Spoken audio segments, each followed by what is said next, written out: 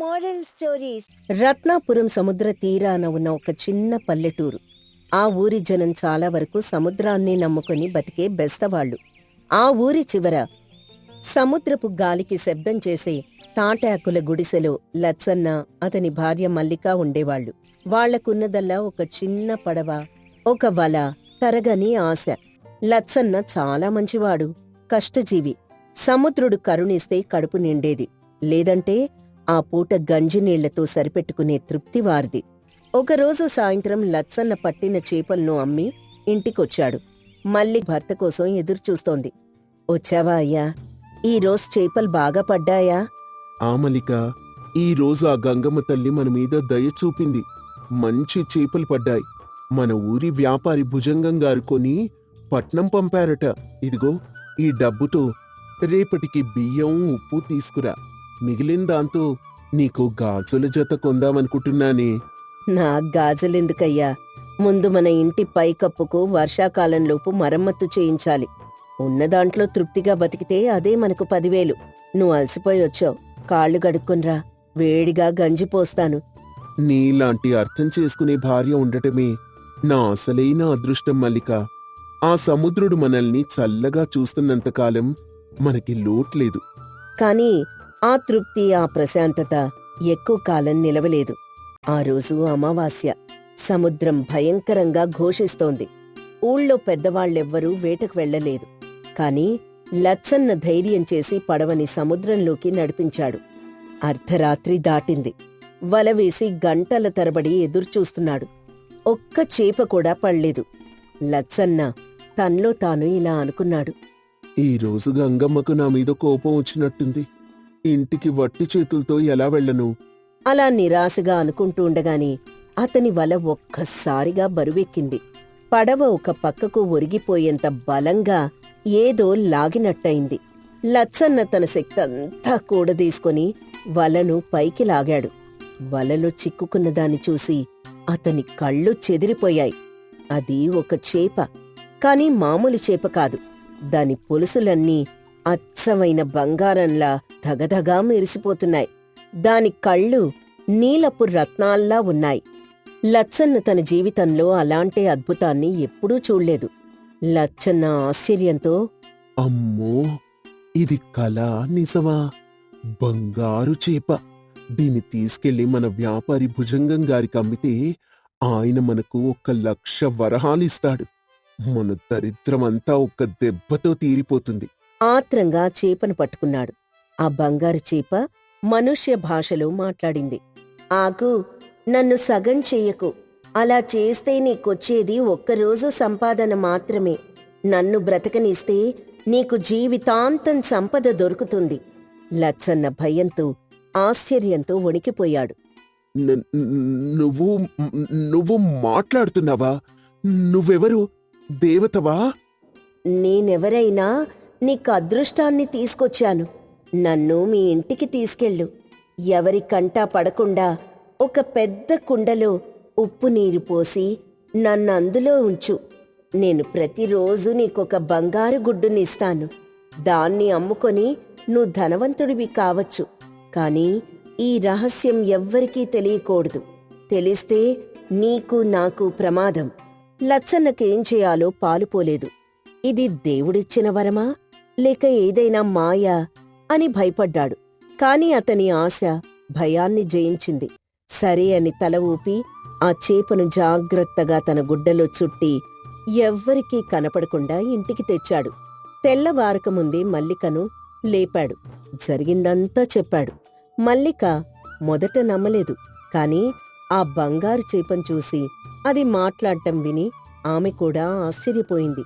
ఇద్దరూ కలిసి ఇంట్లో వెనుక భాగంలో ఒక పాత పెద్ద మట్టి కుండను శుభ్రం చేసి అందులో సముద్రపు నీరు పోసి ఆ చేపను జాగ్రత్తగా అందులో వదిలారు. ఆ మరుసటి రోజు ఉదయం లచ్చన్న, మల్లిక భయం భయంగా కుండ దగ్గరికి వెళ్లారు.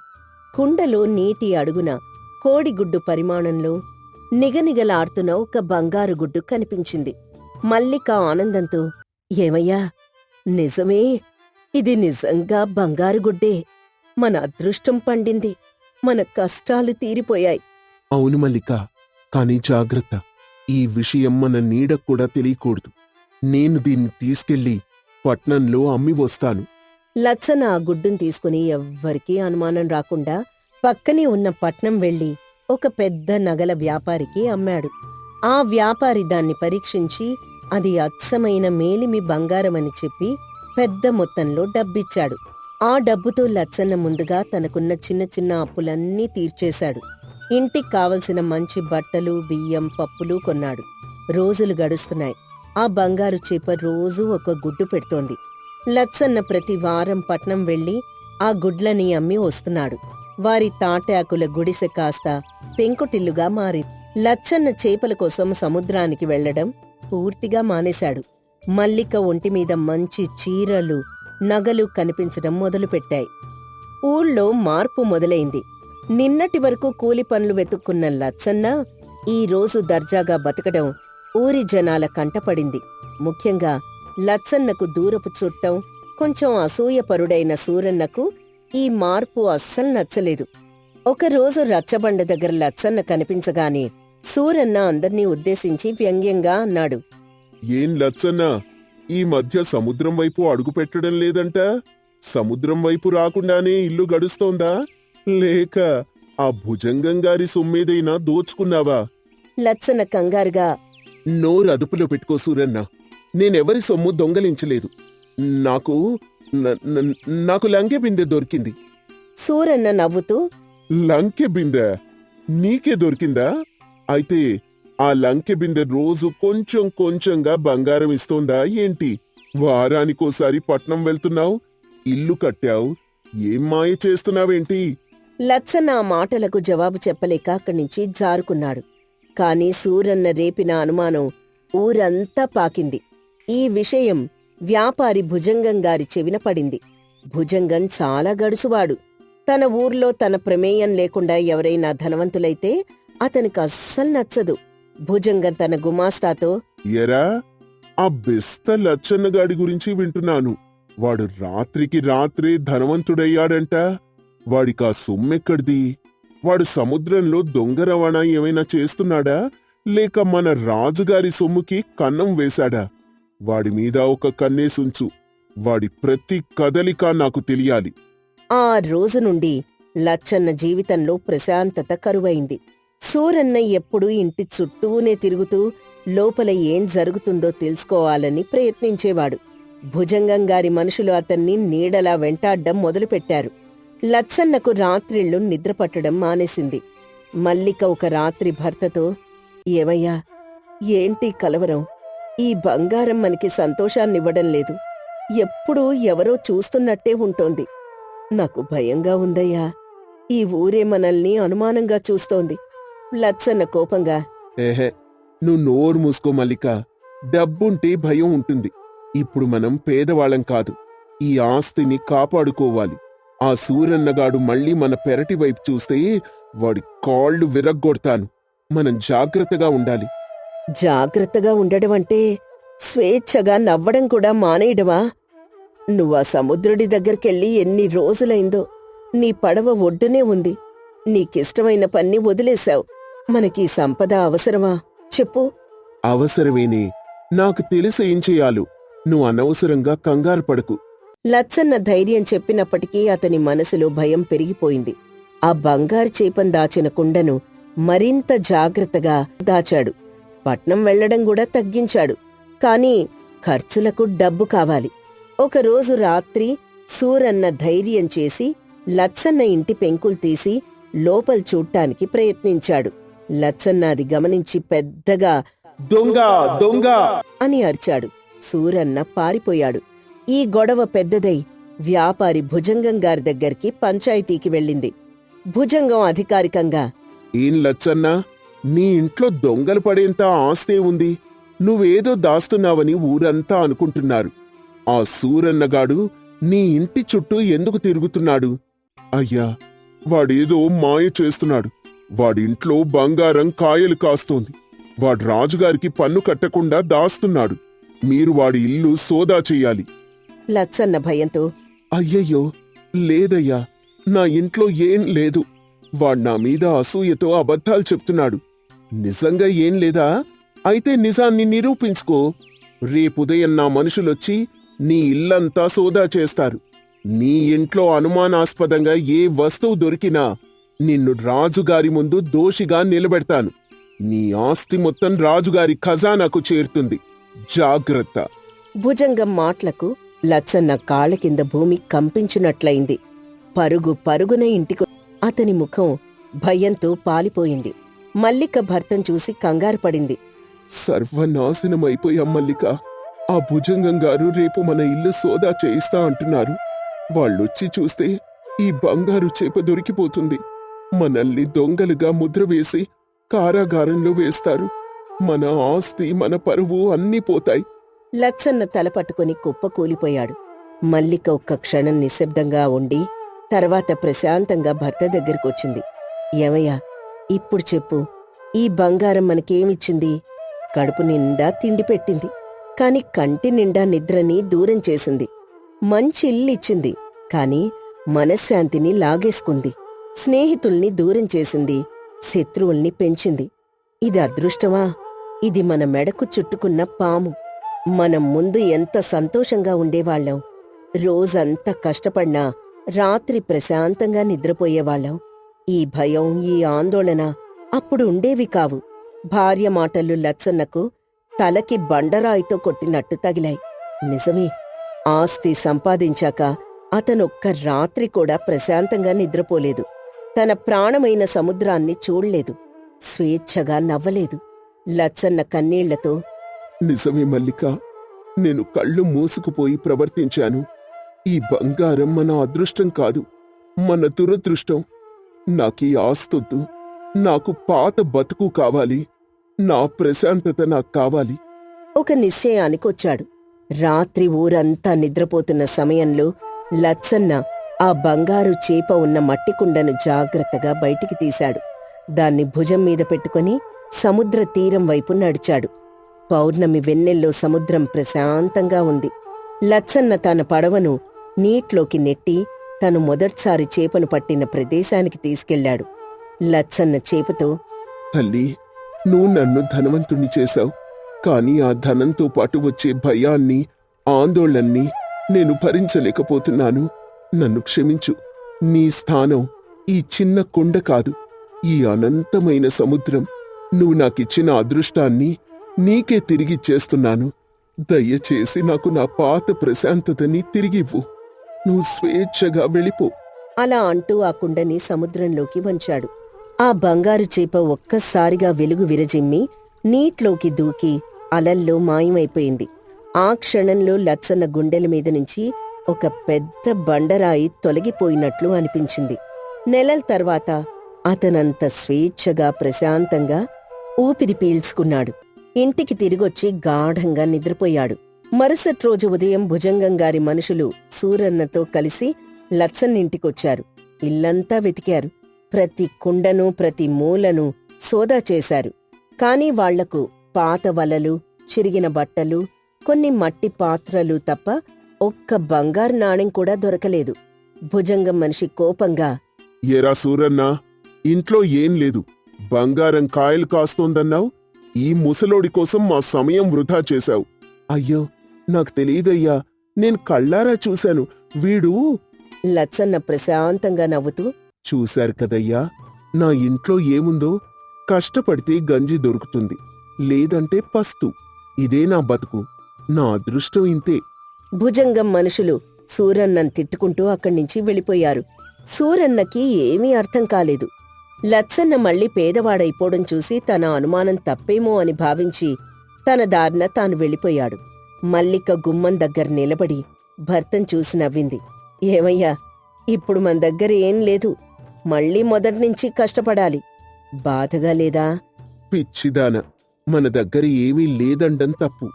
మన దగ్గర ఇప్పుడు ఎవ్వరి దగ్గర లేనంత గొప్ప ఆస్తి ఉంది. అదేంటయ్యా? మనశ్శాంతి.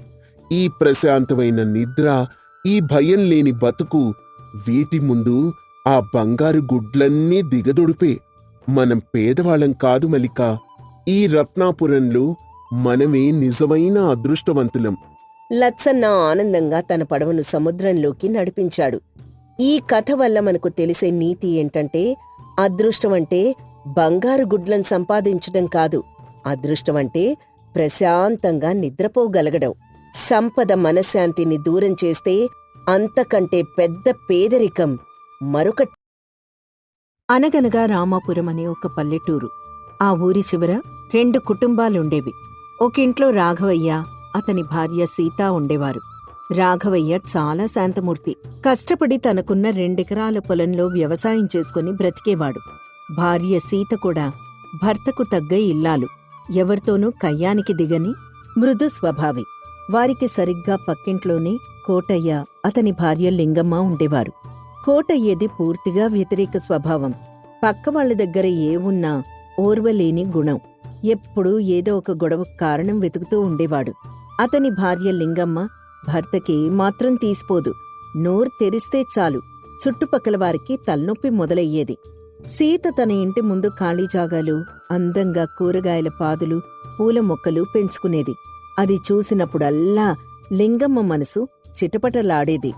దీని శ్రద్ధ చూడు, పెరట్లో మొక్కలు పెంచుతుందట. నాకేం తక్కువ, నాక్కూడా పెరడుంది.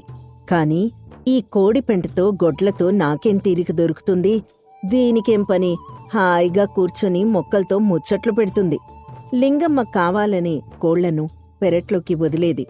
అవి సహజంగానే పక్కనే ఉన్న సీత పెరట్లోకి వెళ్లి ఆ కూరగాయల పాదుల్ని కాళ్లతో తొక్కి ఆకుల్ని తినేసి నాశనం చేసేవి. 1 రోజు 2 రోజులు సీత సహించింది. కాని ఇది రోజూ జరిగేసరికి ఆమెకు చాలా బాధ కలిగింది. ఎంతో ఇష్టంగా పెంచుకున్న వంకాయ, టొమాటో మొక్కలు విరిగిపోయి ఉండడం చూసి ఇక లాభం లేదని లింగమ్మతో మాట్లాడదామని వెళ్ళింది. ఏవండి లింగమ్మగారు, కాస్త బయటికొస్తారా? ఏంటి పొద్దున్నే నాతో ఏం పని పడింది నీకు? అది కాదండి, మీ కోళ్లు రోజూ మా పెరట్లోకొచ్చి పాదులన్నీ తొక్కేస్తున్నాయి, టొమాటో మొక్కలన్నీ విరిచేశాయి. ఇది వినగానే లింగమ్మకు ఎక్కడ్లేని కోపం వచ్చింది. హోస్, ఇంతేనా సంగతి? ఈ మాత్రం దానికే పిలిచావా నన్ను? కోళ్లంటే అటు ఇటు తిరుగుతాయి, దానికింత రాద్ధాంతం చేస్తావేంటి? అవి తింటే ఎంత తింటాయి? నీ కూరగాయల పాదులు అంత గొప్పవా మరి? నీకు అంత ఇబ్బందిగా ఉంటే నువ్వే ఓ కంచె కట్టుకోపో. సీత నివ్వెరపోయి, అయ్యో కాస్త చూసుకుంటే బాగుండునని మాత్రమే చెప్పానండి, దానికే మీరిలా మాట్లాడితే ఎలా? ఇక చాలే నీతులు. నా కోళ్ళు నా ఇష్టం, అవెక్కడికైనా వెళ్తాయి. నీకు చేతనైతే నువ్వే కంచె కట్టుకో, లేకపోతే నోరు మూసుకొని ఉండు పా. సీత కళ్ల నీళ్లతో వెనుతిరిగింది. జరిగిందంతా సాయంత్రం పొలం నుంచి వచ్చిన భర్త రాఘవయ్యకు చెప్పి బాధపడింది. ఊరుకో సీత, లింగమ్మ స్వభావం మనకు తెలియందా? తను చెప్పింది నిజమే కదా. మన మొక్కల్ని మనమే కాపాడుకోవాలి. రేపే నేను వెదురు బద్దలు తెచ్చి మన పెరటి చుట్టూ కంచె కట్టేస్తాను, సమస్య పోతుంది. వాళ్ల కోళ్ల కోసం మనం కష్టపడి కంచె కట్టుకోవాలా? వాళ్ల కోళ్ల కోసం కాదు సీత, మన ప్రశాంతత కోసం. గొడవ పెంచుకోవడం కన్నా మనమే ఒక పరిష్కారం కనుక్కోవడం మేలు. వదిలేసేయ్. తన పెరటి చుట్టూ కంచె కట్టడం మొదలుపెట్టాడు. ఇది చూసిన కోటయ్యకు కన్ను కుట్టింది. ఏరా రాఘవయ్యా, ఏం కడుతున్నావు? నమస్కారం కోటయ్యన్నా. అదేం లేదన్నా, కోళ్ళొచ్చి పాదులు పాడు చేస్తున్నాయని సీత బాధపడితే ఈ కంచె కడుతున్నాను. కంచె కడితే నాకేం అభ్యంతరం లేదు, కానీ ఆ గుంజ ఎక్కడ పాతావు? అది నా స్థలంలో ఉంది. ఏంటన్నా, మనిద్దరి ఇళ్ల మధ్య ఉన్న సరిహద్దు రాయి ఇదే కదా. నేను రాయికి ఇవతలే నా స్థలంలోనే గుంజ పాతున్నాను. ఆ రాయి కాదు సరిహద్దు. మా తాతల కాలంలో అక్కడో పెద్ద కొబ్బరి చెట్టు ఉండేది. ఆ కొబ్బరి చెట్టు ఎప్పుడో పడిపోయింది. ఆ చెట్టు వరకు మా స్థలం. నువ్విప్పుడు నా స్థలంలో కంచె వేస్తున్నావు. వెంటనే ఆ గుంజ పీకేయ్. కోటయ్యన్నా, ఆ కొబ్బరి చెట్టు ఎప్పుడో పడిపోయిందని నువ్వే అన్నావు. ఊరి రికార్డుల ప్రకారం, పంచాయతీ పత్రాల ప్రకారం ఈ రాయే సరిహద్దు. నేనొక్క అంగుళం కూడా నీ స్థలంలోకి రాలేదు. ఆ పత్రాలు రాసిందెవడు? నువ్వేమైనా లంచమిచ్చి రాయించుకున్నావేమో. నాకు పత్రాలు గిత్రాలు తెలియదు. మర్యాదగా ఆ పని ఆపేయ్. అనవసరంగా గొడవ పడకన్నా, నేను నా స్థలంలోనే కట్టుకుంటున్నాను. అంటే నా మాట లెక్కలేదన్నమాట. ఉండు, నీ సంగతి చెప్తా అని కోటయ్య ఇంట్లోకెళ్లి భార్య లింగమ్మని పిలిచాడు. ఇద్దరూ కలిసి వచ్చి రాఘవయ్య మీద పెద్దగా అరవడం మొదలుపెట్టారు. ఏమనుకుంటున్నావు మా గురించి? మేం నోరులేని వాళ్ళం అనుకున్నావా? మా స్థలం ఆక్రమించుకుని కంచె వేస్తావా? నీ కూరగాయల పాదుల కోసం మా స్థలాన్ని మింగేస్తావా? దొంగ! సీత ఇంట్లోంచి బయటికొచ్చి, లింగమ్మ, నోరు అదుపులో పెట్టుకో. నా భర్తను దొంగంటావా? పత్రాలన్నీ మా దగ్గరున్నాయి. మీరే అన్యాయంగా మాట్లాడుతున్నారు. మీ ఇద్దరి సంగతి ఊరందరికీ తెలియాలి. నా స్థలం కబ్జా చేస్తున్నారంటూ పంచాయితీ పెట్టిస్తా. ఆ కేకలకు చుట్టుపక్కల వాళ్లు పోగయ్యారు. కోటయ్య, లింగమ్మ కలిసి నానా యాగీ చేశారు. రాఘవయ్య ఎంత శాంతంగా నచ్చజెప్పాలని చూసినా వాళ్ళు వినలేదు. ఆ రోజుకి కంచె పని ఆగిపోయింది. ఆ రోజు నుండి లింగమ్మ ఊరంతా రాఘవయ్య, సీత గురించి చెడ్డగా ప్రచారం చేయడం మొదలుపెట్టింది. లింగమ్మ బావి దగ్గర ఆడవాళ్లతో, చూశారే, ఆ సీతకెంత గర్వమో! ఏదో 4 కూరగాయ మొక్కలు పెంచి అవేదో బంగారు మొక్కల్లా ఫీలైపోతోంది. మా కోళ్లు వెళ్ళాయని నాతో గొడవకొచ్చింది. తీరా కంచె కట్టమంటే మా 2 అడుగుల స్థలం కలిపి కట్టేయాలని చూశారు వాళ్ళు మొగుడు పెళ్ళాలు. ఎంత మోసకారులో చూడండి. ఈ మాటలు విని కొందరు నమ్మారు, కొందరు నవ్వారు. కాని ఈ పుకార్లు సీత చెవిన పడ్డాయి. ఆమె మనసు తీవ్రంగా గాయపడింది. తన గురించి, తన భర్త గురించి ఊళ్ళో జనం తప్పుగా అనుకుంటున్నారని తెలిసి కుమిలిపోయింది. ఆమె బావికి వెళ్లడం తగ్గించేసింది. 10 మందిలో కలవడం మానేసింది. ఇంట్లోనే దిగాలుగా కూర్చోవడం మొదలుపెట్టింది. ఏవైంది సీత? ఎందుకలా ఉన్నావు? మన పరువు పోయిందండి. ఆ లింగమ్మ మనల్ని దొంగలుగా ప్రచారం చేస్తోంది. నలుగురిలో తలెత్తుకోలేకపోతున్నాను. ఎందుకండి మనకి కంచె గొడవ? ఆ పాదులు పాడు చేస్తే పోని, మనకి గొడవ ఉండేది కాదు కదా. చూసావా, ఇప్పుడు నువ్వే నన్ను అంటున్నావు. వాళ్ళు తప్పు చేస్తుంటే మనమెందుకు తలదించుకోవాలి? ఎవరేమనుకుంటే మనకేంటి? మన నిజాయితీగా ఉన్నంత వరకు భయపడాల్సిన పనిలేదు. కానీ నాకు నిజంగా భయంగా ఉందండి. వాళ్ళు మనల్ని ప్రశాంతంగా బతకనిచ్చేలా లేరు. సీత భయపడినట్టే జరిగింది. కోటయ్య, లింగమ్మ తమ వేధింపుల్ని మరో స్థాయికి తీసుకెళ్లారు. రాఘవయ్య ఇంటికి, కోటయ్య ఇంటికి మధ్య ఒక చిన్న మురికి నీటి కాలువ ఉండేది. ఇద్దరిళ్లలోంచొచ్చే బట్టల నీళ్లు, వాకిలి కడిగిన నీళ్లు ఆ కాలువ ద్వారా ఊరి బయటకు వెళ్లేవి. అది వర్షాకాలం. వానలు బాగా పడుతున్నాయి. లింగమ్మ కావాలని రోజూ ఇంట్లో ఉన్న చెత్త, పాత బట్టలు, పిడకలు తీసుకెళ్లి ఆ కాలువకి అడ్డంగా పడేయడం మొదలుపెట్టింది. రాఘవయ్య పొలానికి వెళ్ళినప్పుడు, సీత ఇంట్లో ఉన్నప్పుడు చూసి కాలువను పూర్తిగా పూడ్చేసింది. కోటయ్య తన భార్యతో, మంచి పని చేస్తున్నావే. ఇప్పుడు చూద్దాం వాళ్ళెలా సుఖంగా ఉంటారు. ఆ మాత్రం చేయకపోతే ఎలా? మనతో పెట్టుకుంటే ఏమవుతుందో తెలియాలి కదా. ఒకరోజు రాత్రి ఆకాశానికి చిల్లు పడిందా అన్నట్టు కుండపోత వర్షం కురిసింది. రాఘవయ్య, సీత నిద్రపోవడానికి సిద్ధంగా ఉన్నారు. ఇంతలో వాకిలిగుండా నీళ్ళింట్లోకి రావడం మొదలయ్యాయి. ఏవండి, ఏవండి, లేవండి, ఇంట్లోకి నీళ్లొస్తున్నాయి. రాఘవయ్య ఉలిక్కిపడలేచి, ఏంటి, నీళ్ళా? అయ్యో! ఇద్దరూ బయటికొచ్చి చూసేసరికి పెరడంతా మోకాళ్ల లోతు నీళ్లు. మురిక్కాలువ పూర్తిగా పూడుకుపోవడంతో వాన నీరు మొత్తం రాఘవయ్య ఇంటి పెరట్లోకి, అక్కడ్నుండి ఇంట్లోకి ప్రవహిస్తోంది. సర్వనాశనం! ఆ లింగమ్మ కాలువ పూడ్చేసింది. అయ్యో! వాళ్ళేదైనా చేసేలోపే వంటగదిలోకి, పడగ్గదిలోకి నీళ్లు చేరాయి. అన్నిటికన్నా ఘోరం, గదిలో మూలగా నిల్వ ఉంచుకున్న ధాన్యం బస్తాలు నీట్లో తడిసి ముద్దయ్యాయి. నా కష్టమంతా బూడిదలో పోసిన పన్నీరైంది. ఆ పాపాత్ములు నా నోట్లో మట్టి కొట్టారు. ఆ రాత్రంతా ఇద్దరూ నిద్రపోలేదు. తెల్లవారేసరికి వర్షం తగ్గింది. కాని జరగాల్సిన నష్టం జరిగిపోయింది. రాఘవయ్య కళ్లల్లోంచి నిప్పులు చెరిగాయి. అతని శాంతం నశించింది. చేతికి దొరికిన ఓ కర్ర పుచ్చుకొని కోటయ్య ఇంటివైపు ఆవేశంగా నడిచాడు. గట్టిగా అరుస్తూ, ఏరా కోటయ్యా, బయటికి రా, నీ అంతు చూస్తానీరోజు. కోటయ్య, లింగమ్మ భయపడుతూనే బయటికొచ్చారు.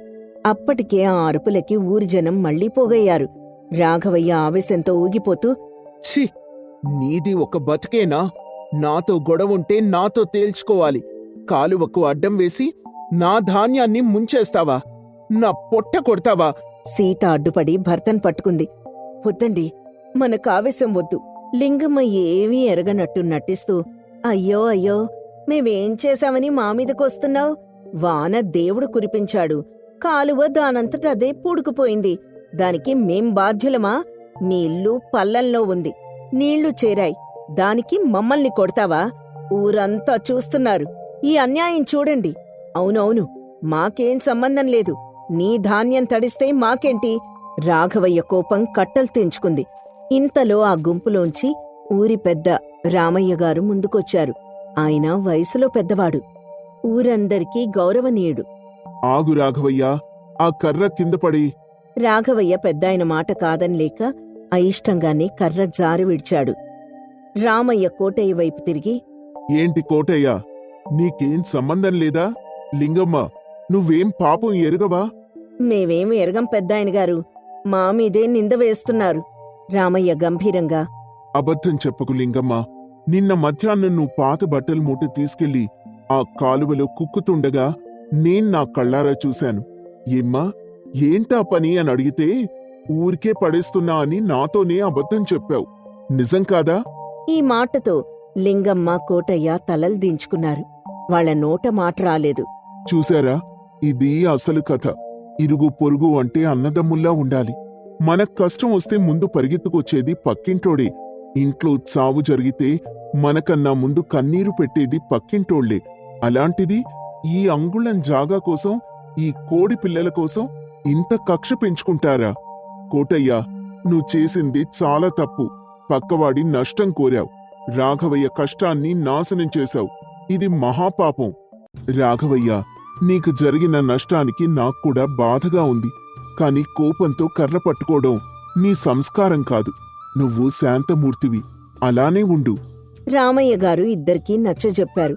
కోటయ్య, లింగమ్మ ఊరందరి ముందు దోషులుగా తేలడంతో అవమానంగా ఇంట్లోకి వెళ్ళిపోయారు. రాఘవయ్య తన నష్టాన్ని తలుచుకుంటూ భార్యతో కలిసి బాధపడ్డాడు. ఆ రోజు నుండి ఇరు కుటుంబాల మధ్య మాటలు పూర్తిగా ఆగిపోయాయి. ఒకరి ముఖం ఒకరు చూసుకోవడం మానేశారు. అలా 2 నెలలు గడిచాయి. వేసవి కాలం వచ్చింది. ఎండలు మండిపోతున్నాయి. ఒకరోజు మధ్యాహ్నం రాఘవయ్య పొలం నుండి అప్పుడే ఇంటికొచ్చాడు. సీత అతనికి మంచినీళ్లందిస్తోంది. ఇంతలో పక్కింటి నుండి పెద్దగా పొగ రావడం ఇద్దరూ గమనించారు. సీత ఆందోళనగా, ఏవండి, అదిగో చూడండి, కోటయ్య గారి ఇంటి వెనక నుండి పొగొస్తోంది. అవునే, ఏదో కాల్తున్నట్టుంది. కోటయ్య ఇంటి పెరట్లో ఎండిన గడ్డివాముకి నిప్పంటుకుంది. బహుశా లింగమ్మ పొయ్యిలో నుంచి వచ్చిన నిప్పురవ్వ ఎగిరిపడి ఉంటుంది. గాలికా మంటలు వేగంగా వ్యాపించి గడ్డివాము నుండి ఇంటి చూరుకు అంటుకున్నాయి. లింగమ్మ భయంతో కేకలు వేయడం మొదలుపెట్టింది. అయ్యో అయ్యో, ఇల్లు కాలిపోతోంది, రండి, ఎవరైనా కాపాడండి. కోటయ్య నిస్సహాయంగా, ఓరి దేవుడా, నా ఇల్లు అంటూ ఏడుస్తున్నాడు. ఆ సమయంలో ఊళ్ళో మగవాళ్ళెవ్వరూ లేరు. అందరూ పొలాలకు వెళ్లారు. కోటయ్య, లింగమ్మ ఏం చేయాలో తెలియక తలలు బాదుకుంటున్నారు. ఒక్క క్షణం కూడా రాఘవయ్య ఆలోచించలేదు. రాఘవయ్య భార్యతో, సీత, నువ్వు బావి దగ్గర నీళ్లు తోడు, నేను పట్టుకొస్తాను, త్వరగా, నిప్పు నిప్పు అని గట్టిగా అరుస్తూ తన ప్రాణాలకు తెగించి మండుతున్న ఇంటి దగ్గరికి వెళ్లాడు. రాఘవయ్య కోటయ్యతో, కోటయ్యన్నా, నిలబడి చూస్తావేంటి? నీళ్లు పట్టుకురా, ముందు చూరు మీద పోయాలి. రాఘవయ్య అరుపులకు కోటయ్యకి తెలివొచ్చింది. ఇద్దరూ కలిసి నీళ్లు చల్లడం మొదలుపెట్టారు. సీత బావి దగ్గర నుండి నీళ్లు తోడి ఇస్తూనే ఉంది. లింగమ్మ కూడా ఏడుస్తూనే తన వంతు సాయం చేస్తోంది. అందరూ కలిసి అరగంట పాటు శ్రమించి మంటల్ని అదుపులోకి తెచ్చారు. ఇల్లు పూర్తిగా కాలిపోకుండా చూరు వరకే మంటలతో ఆగిపోయింది. పెద్ద ప్రమాదం తప్పింది. మంటలారిపోయాక అందరూ అక్కడ కూలబడ్డారు. కోటయ్య వణుకుతున్న గొంతుతో, రాఘవయ్య, మేం నీకంత అన్యాయం చేశాం. నీ 6 నెలల కష్టాన్ని, నీ ధాన్యాన్ని నీళ్ల పాలు చేశాం. నీ పరువు తీశాం. అలాంటి మమ్మల్ని, మా ఇంటిని నువ్వే కాపాడావా తమ్ముడు? అక్క, నన్ను క్షమించక్క. నా నోటి దురుస్తో, నా కడుపు మంటతో మన మధ్య ఇంత దూరం పెరిగింది. నువ్వు నా పక్కనే ఉన్నా నిన్ను శత్రువులా చూశాను. కాని ఈరోజు నా ఇల్లు కాలిపోతుంటే నువ్వు పరిగెత్తుకొచ్చావు. నా మాంగల్యం నిలబెట్టావు. పోన్లే అన్నా, ఏదో జరిగిపోయింది. ధాన్యం పోతే మళ్ళీ పండించుకోగలను. కాని పక్కనున్న ఇల్లు కాలిపోతే ఇరుగు పొరుగు వాళ్ళని చూస్తూ కూర్చోగలవా? రామయ్య గారు చెప్పింది నిజం. మనకు మనమే దిక్కు. ఈ కక్షలు, కార్పణ్యాలు మనకెందుకు? ఆ అగ్ని ప్రమాదం వారి ఇళ్లనే కాదు, వారి మనసుల్లో పేరుకుపోయిన అసూయ, ద్వేషం అనే మలినాల్ని కూడా కాల్చి బూడిద చేసింది. మరుసటి రోజు కోటయ్య తనే స్వయంగా వెళ్లి రాఘవయ్య పెరట్లో ఆగిపోయిన కంచె పనిని పూర్తి చేశాడు. ఇక మీదట నా కోళ్లు నీ పెరట్లోకి రావు తమ్ముడు, కాని నేను మాత్రం రోజూ వస్తాను అని నవ్వాడు. ఈ కథ వల్ల మనకి తెలిసే నీతేంటంటే, ఇరుగు పొరుగుల మధ్య గొడవలు రావడం అనేది చాలా సహజం. కానీ కష్టాలొచ్చినప్పుడు మాత్రం ఒకరికొకరు అండగా నిలబడితే అదే అసలైన ధర్మం.